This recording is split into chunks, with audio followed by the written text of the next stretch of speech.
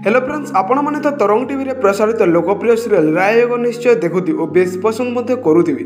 राययोग serial आगु आसबाक जाउछि पुणी एक बड़ ट्विस्ट।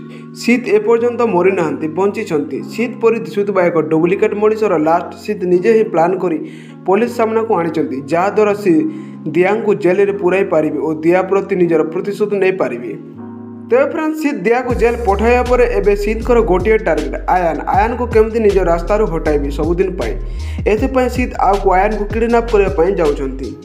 तेबे फ्रेंड्स आपण मैंने जानिथिबे सीत हेउछंती वर्तमान समय राययोग सीरियल बड़ नेगेटिव एक्टर भाव में रोल प्ले करुछंती। एथिपाई सीत को एते शीघ्र ए सीरियल जल्दी डायरेक्टर हटाई पारिबे नहीं जे पर्यंत सीत असल चेहरा दिया परिवार सामने को न आनिछंती।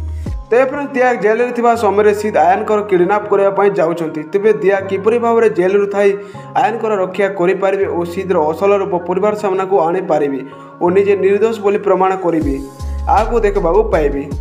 तेज फ्रेंड्स आपण मानक राययोग सीरियल आगु आसुवा प्रेडिक्शन वीडियो भल लगे वीडियो को लाइक करने सहित आम यूट्यूब चैनल को सब्सक्राइब कर दिंतु, जहाद्वारा ओडिया सीरियल रिलेटेड समस्त खबर सर्वप्रथम आम यूट्यूब चैनल आगु जानवा पाइबे।